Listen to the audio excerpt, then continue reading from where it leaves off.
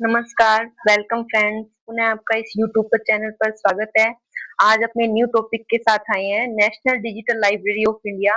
ये अपने librarian second grade के सिलेबस का नेक्स्ट टॉपिक रहने वाला है। पीछे अपने ने एक टॉपिक किया था नेशनल लाइब्रेरी ऑफ इंडिया, वो कंप्लीट हो चुका है। आज का ये टॉपिक है, इसके साथ अपने आज रूबरू हुए हैं। तो फर्स्ट क्वेश्चन की ओर चलते हैं, ज्यादा टाइम ना खराब करते हुए। इसके सारे अपने एमसीक्यू करने वाले हैं, जितने भी थ्योरी से एमसीक्यू निकल पाते हैं वो सारे अपनों ने निकाले हैं।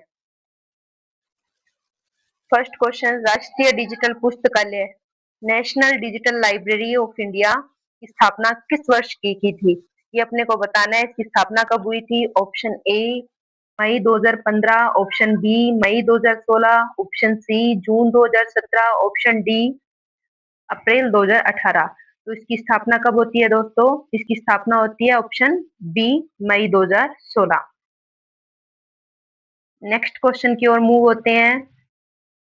नेशनल डिजिटल लाइब्रेरी राष्ट्रीय डिजिटल पुस्तकालय का निर्माण किस संस्थान द्वारा किया गया था? किस संस्थान द्वारा किया गया था?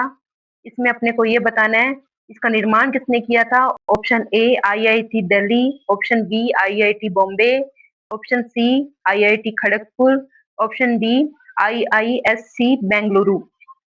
तो इसका करेक्ट आंसर रहने वाला है ऑप्शन सी आईआईटी खड़गपुर, जो कि पश्चिम बंगाल में स्थित है। उसने नेशनल डिजिटल लाइब्रेरी का निर्माण किया था। तो नेशनल डिजिटल लाइब्रेरी का निर्माण वाले करने वाली संस्था कौन है? आईआईटी खड़गपुर। नेक्स्ट क्वेश्चन की ओर मूव होते हैं।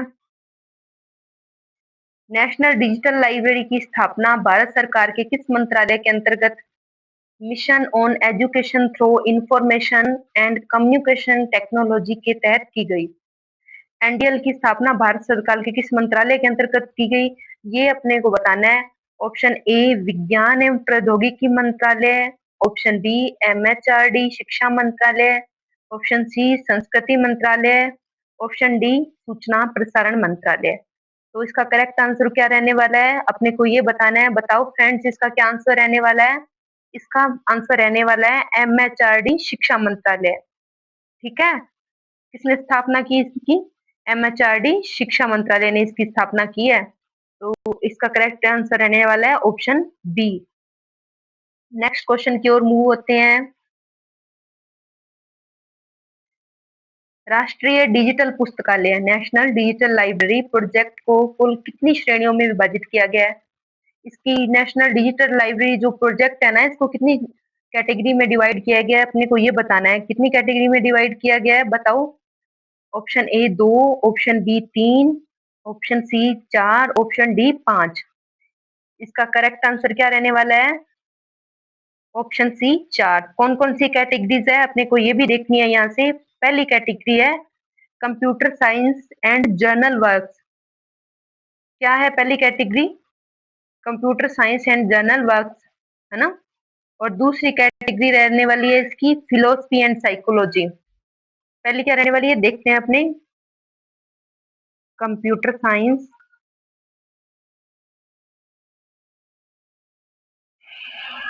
And journal works.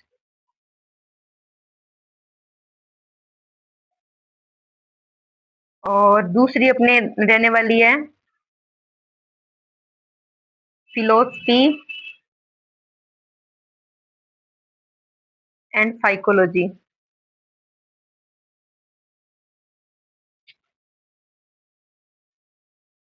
और तीसरी क्या रहने वाली है? तीसरी रहने वाली है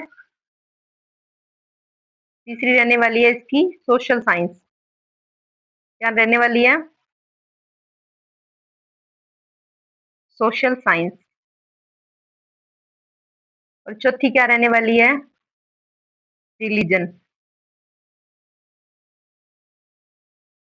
तो कितनी कैटेगरी होगी? 4। नेक्स्ट क्वेश्चन की ओर मूव होते हैं। एनडीएल में सूचना संग्रह हेतु निम्नलिखित में से कौन से प्रमुख संसाधन शामिल हैं? कौन से शामिल हैं ये अपने को बताना है। एनसीईआरटी, ई ज्ञान कोश एंड लिब्रिवॉक्स, एनपीटीईएल एंड शोध गंगा, डी उपयुक्त सभी। नेशनल डिजिटल लाइब्रेरी में कौन से संसाधन रहने वाले हैं? तो दोस्तों ये सभी रहने वाले हैं इसमें, ये सभी काम करते हैं इसमें ना। नेक्स्ट क्वेश्चन की ओर मूव होते हैं। National digital library electronic thesis and dissertation project की स्थापना किस वर्ष की गई थी? कब की थी इसकी स्थापना? अपने को ये बताना है। Option A 2005, option B 2008, option C 2010, option D 2012। इसका करेक्ट आंसर क्या रहने वाला है? Option C 2010। 2010 में इसकी स्थापना की गई थी। नेक्स्ट क्वेश्चन की ओर मूव होते हैं। एनडीएल ईटीडी प्रोजेक्ट का निर्माणकर्ता संस्थान निम्नलिखित में से कौन सा है? कौन है इसका निर्माण करने वाला? अपने को ये बताना है। इनफ्लिबनेट, सीएसआईआर, यूजीसी, एआईसीटीई। तो इसका करेक्ट आंसर क्या रहने वाला है ये बताना है। इसका निर्माणकर्ता कौन है? इसका निर्माण करता है इनफ्लिबनेट, इसको बनाने वाला है। इसको national digital library electronic thesis and dissertation को बनाने वाला इनफ्लिबनेट है। नेक्स्ट क्वेश्चन की ओर मूव होते हैं। एनडीएल ईटीडी प्रोजेक्ट का प्रमुख उद्देश्य क्या है? क्या है प्रमुख उद्देश्य? शोध कार्य में गुणवत्ता लाना व प्रतिलिपि पूर्ण से बचाना यानी डुप्लीकेशन से बचाना। ऑप्शन बी केवल प्राथमिक स्तर की शिक्षा देना। ऑप्शन सी केवल विदेशी पुस्तकें उपलब्ध करवाना। ऑप्शन डी उपयुक्त में से कोई नहीं। इसका क्या आंसर रहेगा? इसका आंसर ये रहेगा शोध कार्य में गुणवत्ता लेना और डुप्लीकेशन से बचाना। तो ऑप्शन ए इसका करेक्ट आंसर रहने वाला है। नेक्स्ट क्वेश्चन की ओर मूव होते हैं। भारत में सर्वाधिक थीसिस जमा करवाने वाले विश्वविद्यालय निम्नलिखित में से कौन सा है? ऑप्शन ए दिल्ली विश्वविद्यालय, ऑप्शन बी कलकत्ता विश्वविद्यालय, ऑप्शन सी बनारस हिंदू विश्वविद्यालय, ऑप्शन डी मद्रास विश्वविद्यालय। कौन सा है अपने को ये बताना है। कौन सा रहेगा? ऑप्शन बी कलकत्ता विश्वविद्यालय। कोलकाता विश्वविद्यालय सर्वाधिक थीसिस जमा करवाता है। नेक्स्ट क्वेश्चन की ओर मूव होते हैं। राष्ट्रीय पांडुलिपि योजना national mission on manuscript NMM इसकी स्थापना कब की गई थी? कब की गई थी इसकी स्थापना? इसकी स्थापना कब की गई थी? 2001, 2003, 2005, 2010। तो इसकी स्थापना कब होती है? इसकी स्थापना होती है 2003 में। एनएमएम ये एक बहुत महत्वपूर्ण परियोजना है जो पांडुलिपि संरक्षण का कार्य करती है। इसकी स्थापना 2003 में होती है, इसको ध्यान में रखना, ये बहुत बार क्वेश्चन पूछा हुआ है। नेक्स्ट क्वेश्चन की ओर मूव होते हैं। राष्ट्रीय पांडुलिपि योजना का निर्माण भारत सरकार के किस मंत्रालय के द्वारा किया गया है? किस मंत्रालय द्वारा किया गया है? इसका निर्माण ए पर्यटन एवं संस्कृति मंत्रालय, शिक्षा मंत्रालय, आयुष मंत्रालय, विज्ञान एवं प्रौद्योगिकी मंत्रालय। तो इसका करेक्ट आंसर रहने वाला है ऑप्शन ए पर्यटन एवं संस्कृति मंत्रालय। नेक्स्ट क्वेश्चन की ओर मूव होते हैं। राष्ट्रीय पांडुलिपि योजना का उद्घाटन किसके द्वारा किया गया था? किसके द्वारा किया गया था इसका उद्घाटन? ये तो अपने को सबको ही पता होगा मेरे हिसाब से, और पता भी होना चाहिए। Option A doctor Manmohan Singh, option B Atal Bihari Vajpayee, option C Narendra Modi, option D Arjun Singh. तत्कालीन पीएम थे वो जब इसका उद्घाटन हुआ, तो अपने बता भी सकते हैं बहुत इजीली। तो इसका करेक्ट आंसर रहने वाला है ऑप्शन बी अटल बिहारी वाजपेयी, उन्होंने इसका उद्घाटन किया था। नेक्स्ट क्वेश्चन की ओर मूव होते हैं। ट्रेडिशनल डिजिटल लाइब्रेरी, इसे शॉर्ट फॉर्म में बोलते हैं TKDL, की स्थापना किस वर्ष की गई थी? किस वर्ष की गई थी इसकी स्थापना? 1998, 2001, 2003, 2006। तो इसका करेक्ट आंसर क्या रहने वाला है? इसका करेक्ट आंसर रहने वाला है बी 2001। 2001 में इसकी स्थापना होती है। नेक्स्ट क्वेश्चन की ओर मूव होते हैं।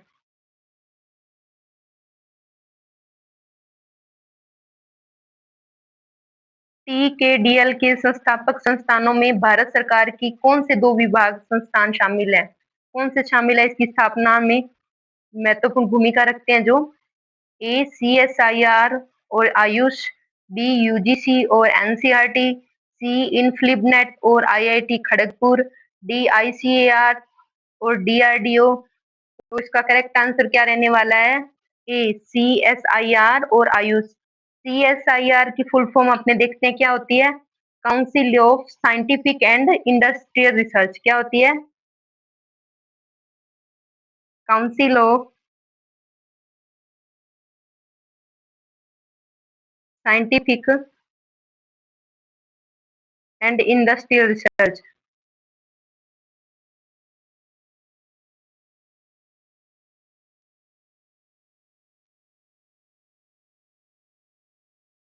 और आयुष की अपनी फुल फॉर्म देखें।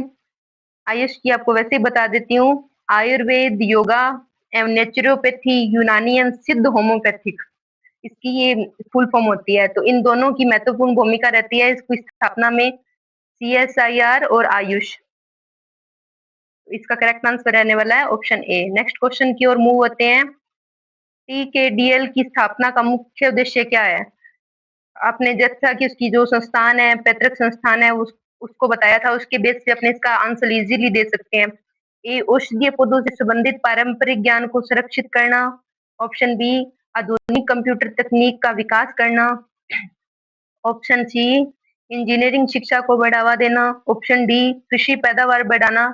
तो इसका करेक्ट आंसर रहने वाला है ऑप्शन ए, औषधीय पौधों से संबंधित पारंपरिक ज्ञान को संरक्षित करना। नेक्स्ट क्वेश्चन की ओर मूव होते हैं।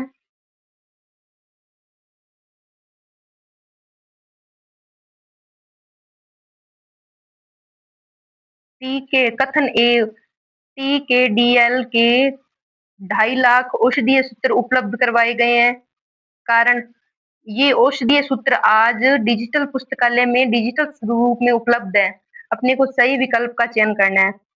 ऑप्शन ए और आर दोनों सही है। आर ए की सही व्याख्या करता है। आर ए की सही व्याख्या करता है। ऑप्शन बी, ए और आर दोनों सही है परंतु आर ए की सही व्याख्या नहीं करता है। ऑप्शन सी, ए सही परंतु आर गलत। ऑप्शन डी, ए गलत परंतु आर सही। तो इसका करेक्ट आंसर रहने वाला है ऑप्शन ए। ये दोनों ही कथन सही है और आर ए की सही व्याख्या भी करता है।